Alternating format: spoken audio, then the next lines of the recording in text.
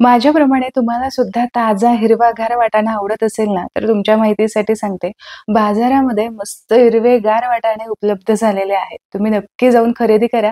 वेगवेगळ्या रेसिपीचा आस्वाद घ्या. आज इथे वाटाण्याची मस्त साधी सोपीच पण तरी देखील चमचमीत अशी रेसिपी तुमच्यासोबत शेअर करतेय. ती म्हणजे वाटाण्याची मस्त अशी रस्सा भाजी. याला तुम्ही वाटाण्याची उसळ सुद्धा म्हणू शकता. तर चला, आज माझ्या पद्धतीने हिरव्यागार वाटाण्याची मस्त चमचमीत अशी रस्सा भाजी कशी बनवायची हे बघूयात. इथे मध्यम आचेवरती कढई गरम करण्यासाठी ठेवली. हलकीशी कढई गरम झाली की यामध्ये पळीभर फक्त तेल घालायचंय. रोजचीच भाजी आहे यामुळे मी जास्त तेलाचा इथे वापर करणार नाही. रस्सा भाजीसाठी काही जणांना तर्री सुद्धा आवडते, तर तुम्ही यासाठी थोडंसं जास्त तेलाचं प्रमाण वापरू शकता. रोजच्या भाज्यांसाठी मात्र तेलाचा भडीमार जो आहे तो थोडासा कमीच करावा. तेल गरम झालं की यामध्ये अर्धा चमचा जिरं घालायचं आणि रोजच्या जेवणासाठी रस्सा भाजीसाठी ना मी इथे आवर्जून मेथीचे दाणे वापरते. अगदी 7 ते 8 मेथीचे दाणे घ्यायचे, म्हणजे रोजच्या रोज मेथीच्या दाण्यांची जी पौष्टिकता असते ती आपल्याला मिळत राहते. ऑप्शनल आहे, तुम्हाला नसेल घालायचं तर नका घालू, पण मेथीच्या दाण्यामुळे अजिबात इथे भाजीची चव चेंज होत नाही. या उलट आपल्याला त्याची पौष्टिकताच मिळते.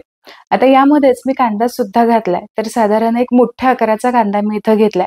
बारीक चिरून घ्यायचा आणि चांगला ट्रान्सपरंट होईपर्यंत परतून घ्यायचा. आता थोडासाच अगदी काही सेकंदांसाठीच इथे मी कांदा परतून घेतलाय. आता यामध्ये कढीपत्त्याची पानं घालूयात. आता कढीपत्त्याची पानं मी फोडणीमध्ये न घालता अशी वरून का घातली, तर याची 2 मुख्य कारणं आहेत. कढीपत्ता असा वरून घातला की त्याचा स्वाद टिकून राहतो. दुसरी महत्वाची गोष्ट म्हणजे जेव्हा फोडणीमध्ये तेलामध्ये आपण कढीपत्ता घालतो तेव्हा तडतड तो उडला जातो. अंगावरती तेल उडण्याची शक्यता राहते आणि किचनभर किंवा शेगडीवरती सुद्धा तेलाचे शिंतोडे पडतात. तर हे होऊ नये यासाठीच थोडासा लेट आपल्याला कढीपत्ता घालायचा आहे. अशा छोट्या मोठ्या टिप्स ना रोजच्या स्वयंपाकामध्ये खूप कामी येतात. मग यासाठीच तृप्तीज किचन कट्ट्याला फक्त YouTube वरतीच नाही, तर Facebook वरती आणि Instagram वरती सुद्धा नक्की फॉलो करा.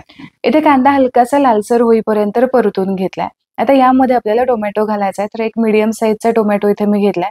तो अगदी बारीक चिरून घ्यायचा. आता टोमॅटो अगदी मऊ होईपर्यंत आपल्याला शिजवून घ्यायचा आहे. यासाठी आधी तो थोडासा मिसळून घेऊ आणि यानंतर यामध्ये अगदी म्हणजे आता जे तुम्हाला फोडणीतलं साहित्य दिसतंय एवढ्या पुरतच आपल्याला यावरती मीठ घालायचंय. मीठ घातल्यामुळे काय होतं, टोमॅटो अगदी मऊसूत असा शिजला जातो. झाकण ठेवल्यानंतर त्याची वाफ होते किंवा यामधले असणारे मॉइश्चर रिलीज होतं आणि यामध्येच हा टोमॅटो आणि कांदा चांगला मऊसूत असा शिजला जातो. तर यासाठी फक्त फोडणीपुरतीच मी यामध्ये मीठ घातलंय. मीठ मिसळून घेतलं, खूप वेळ आता परतत बसायचं नाही. मीठ मिसळून घेतलं की लगेचच यावरती झाकण ठेवायचं. गॅसची फ्लेम लो ठेवायची, म्हणजे अजिबात हे करपलं सुद्धा जात नाही. फक्त मिनिटभरासाठी यावरती मी झाकण ठेवलं होतं. तुम्ही इथे बघू शकता छान वाफ धरली होती, म्हणजेच खाली टोमॅटो अजिबात लागलेला नाही. मस्त मऊसूत असा हा टोमॅटो झालाय. कांदा सुद्धा हलकासा मऊसूत मला जाणवतोय. आता यावेळेस असं चमच्याने किंवा एखाद्या पळीने या पद्धतीने मॅश करून घ्यायचं. आता इथे आणखीन एक टिप, जर तुम्हाला टोमॅटो अशा पद्धतीने चिरून यामध्ये नसेल घालायचा, तुम्ही सरळ याची प्युरी सुद्धा बनवून घेऊ शकता. तयार केलेली प्युरी मात्र आंबटपणा जाईपर्यंत चांगली ही परतून घ्यायची. आता इथे बघा सगळं साहित्य व्यवस्थित असं झालेलं आहे. आता पटकन एक वाटण तयार करून घेऊ. यासाठी मिक्सरच्या भांड्यामध्ये आपल्याला घ्यायचे आहेत पाव कप भरून सुक्या खोबऱ्याचे काप किंवा इथे ओल्या खोबऱ्याचे काप सुद्धा तुम्ही वापरू शकता. 10 ते 12 लसणाच्या पाकळ्या आणि अर्धा इंच आल्याचे तुकडे घातले. याचबरोबर यामध्ये घालायची कोथिंबीर. अगदी साधंसं वाटण आहे, याला फारसा वेळ लागत नाही. आता हे वाटण करून घेण्यासाठी मी इथं वापरलेला आहे अगारोचा रॉयल मिक्सर ग्राइंडर. 900 वॉटचा हा आहे, हेवी ड्युटी आहे. 100% प्युअर कॉपर मोटर याची आहे. 3 स्टेनलेस स्टील जार सोबत येतो. 3 स्पीड याला आहे. याचबरोबर विपिंग फंक्शन सुद्धा आहे. स्टेनलेस स्टील याचे ब्लेड्स आहेत. वेट आणि ड्राय ग्राइंडिंग तुम्ही यामध्ये करू शकता आणि मस्त अशा व्हाईट रंगामध्ये आहे. तुम्हाला जर हा घ्यायचा असेल तर लिंक डिस्क्रिप्शन बॉक्समध्ये दिलेली आहे, नक्की जाऊन चेक करा.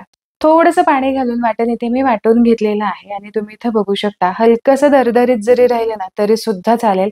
यामुळे टेस्ट खरंच छान येते. अगदीच खूप बारीक पेस्ट करायची अजिबात गरज नाही. आता इथे टोमॅटो आणि कांदा सुद्धा चांगला परतला गेलाय. तयार केलेलं हे वाटण घालूयात. आता या फोडणीमध्येच हे वाटण सुद्धा चांगलं परतून घेऊ. हलकंसं कोरडं होईपर्यंत आपल्याला हे परतून घ्यायचंय. तर हे बघा वाटण चांगलं कोरडं होईपर्यंत परतून घेतलं. आता यामध्ये कोरडे मसाले जर घातले तर हे परतल्यानंतर करपू शकतात. यासाठी काय करायचं, अगदी एक पाव वाटी भरून यामध्ये आपल्याला पाणी घालायचं आणि थोडंसं मिक्स करून घ्यायचं. पाणी घालून काही आपल्याला खूप वेळ परतायचं नाही. फक्त पाण्यामध्ये हे सगळं साहित्य व्यवस्थित मिक्स करून घ्यायचं. सगळ्यात आधी यामध्ये घालूयात पाव चमचा हळद, 1 चमचाभर धने पावडर आणि याचबरोबर साठवणीचा जो मसाला असतो तो आपल्या अंदाजाप्रमाणे इथे मी 1.5 चमचा घातलाय. याऐवजी तुम्ही कांदा लसूण मसाला किंवा अगदीच मसाले नसतील तर तुम्ही लाल मिरची पावडर सुद्धा वापरू शकता. रंगासाठी इथे मी काश्मीरी लाल मिरची पावडर घातली आहे. सगळं साहित्य चांगलं मिसळून घेऊ आणि चांगलं तेल सुटेपर्यंत हे वाटण आपल्याला चांगलं परतून घ्यायचंय. तर हे बघा चांगलं तेल सुटेपर्यंत इथे मी वाटण चांगलं परतून घेतलंय. आता स्वच्छ साफ करून धुवून घेतलेले वाटाणे यामध्ये घालायचे आहेत आणि हे सुद्धा आपल्याला चांगले परतून घ्यायचे. यावेळेस गॅसची फ्लेम तुम्ही संपूर्णपणे लो ठेवू शकता. तर साधारण 1 ते 2 मिनिटांसाठी हा वाटाणा मी मसाल्यासोबत चांगला परतून घेणार आहे. इथे खूप नाही, फक्त 1 मिनिटभरासाठी इथं वाटाणा मसाल्यासोबत मी परतून घेतला. चवीपुरतं मीठ घालून मीठ सुद्धा चांगलं मिसळून यामध्ये घ्यायचं. आता जर वाटाण्याचा हिरवा गारपणा तुम्हाला तसाच टिकून ठेवायचा असेल ना, तर लगेचच यामध्ये पाणी घालायचं नाही. यावरती फक्त 2 मिनिटांसाठी झाकण ठेवायचं. हे वाटाणे मसाल्यासोबत चांगले वाफू द्यायचे. यामध्ये आपण मीठ घातलंय त्यामुळे याला पाणी सुटेल. अजिबात खाली करपणार नाही. तर इथे तुम्ही बघू शकता फक्त मिनिटभरासाठी हा वाटाणा मी चांगला वाफवून घेतलाय. वाटाण्याचा कलर आहे असाच आहे. चांगलं याला पाणी सुद्धा सुटलेलं होतं. आता वरून थोडंसं आपल्याला यामध्ये पाणी घालायचंय. जसं तुम्हाला किती दाटसर पातळ हवाय यानुसार तुम्ही यामध्ये पाणी घालू शकता. इथे मी साधारण 1.5 ग्लास भरून पाणी घातलेलं आहे आणि आता हे पाणी घालत असताना हे कोमट किंवा गरम पाणी असायला हवं. आता ऑप्शनल आहे. बऱ्याच ठिकाणी शेंगदाण्याचा कूट घातला जातो किंवा काही जणांना शेंगदाण्याचं कूट नाही आवडत तर तुम्ही स्किप करू शकता.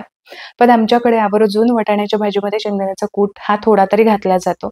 यासाठी 2 चमचे भरून इथे मी शेंगदाण्याचा कूट घातलाय. मिसळून घेतला. आता लगेचच यावरती झाकण ठेवायचं नाही. एक छान खळखळ उकळी आपल्याला याला येऊ द्यायची आणि मगच यावरती झाकण ठेवून वाटाणा चांगला शिजवून घ्यायचा. भाजीला चांगली खळखळ अशी उकळी फुटलेली आहे. गॅसची फ्लेम मी आता कमी करते. आता कमी फ्लेम करून अर्धवट यावरती झाकण ठेवायचं आणि वाटाणा चांगला शिजवून घ्यायचा. तसं वाटाणा शिजण्यासाठी ताजा वाटाणा असेल तर फारसा वेळ लागत नाही. 5-7 मिनिटांमध्ये वाटाणा मस्त शिजला जातो.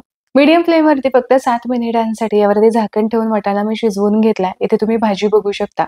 मस्त कमालीचा रंग आलाय. हलकीशी वरती तर्री आलीये. खूप सुद्धा तर्री इथे नाहीये.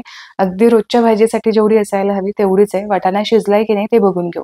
तर वाटाणा अगदी मऊसूत असा शिजलेला आहे आणि याचा रंग तुम्ही बघू शकता. वाटाण्याचा रंग आहे असा टिकू नये. वाटाणा वाफवण्याची जी ट्रिक आपण वापरली ना, यामुळेच याचा जो रंग आणि जो टपोरापणा आहे तो आहे असा टिकून राहिलाय. तर ही टिप तुम्ही नक्की फॉलो करा. भाकरीसोबत चुरून खाण्यासाठी किंवा भातासोबत मस्त वरपून खाण्यासाठी याचा रस्सा सुद्धा अगदी परफेक्ट झालाय.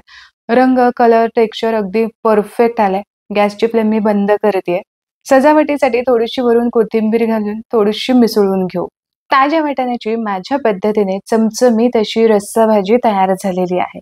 आता ही मी भाकरीसोबत मस्त चुरून खाणार आहे. सोबत मस्त मऊसूत असा इंद्रायणी भात सुद्धा केलाय. थोडेसे भाजलेले पापड ठेवलेत. बिटाचे थोडेसे काप घेतलेत. यामुळे ही थाळी अगदी परिपूर्ण झाली. झटपट तयार होणारा माझा तर हा आवडीचा बेत आहे. तुम्हाला सुद्धा वाटाणा खूप आवडत असेल किंवा वाटाण्याची कुठलीही रेसिपी तुम्हाला आवडत असेल ना, तर कमेंट करून मला नक्की कळवा. आशा करते की आजची ही रेसिपी तुम्हाला आवडली असेल. रेसिपी आवडली तर व्हिडिओला लाईक जरूर करा. तुमच्या मित्रपरिवारामध्ये नक्की शेअर करा. आणि हो, YouTubeवरती जसं रेग्युलर तुम्ही फॉलो करत आहात तसंच आता Facebookवरती सुद्धा फॉलो करायला सुरुवात करा. कारण तिकडे सुद्धा आपण मस्त चमचमीत अशा रेसिपीज शेअर करत असतो. याचबरोबर तृप्तीज किचन कट्टा ऑफिशियल या Instagram हँडलला सुद्धा सबस्क्राईब करा. खूप वेगवेगळ्या आणि झटपट तयार होणाऱ्या रेसिपीज तिथे तुम्हाला पाहायला मिळतील. Facebookची आणि Instagramची लिंक मी डिस्क्रिप्शन बॉक्समध्ये दिलेली आहे. नक्की जाऊन फॉलो करा. पुन्हा भेटूया अशाच एका चमचमीत रेसिपी सोबत. तोपर्यंत स्वस्त राहा आणि मस्त मस्त खात राहा.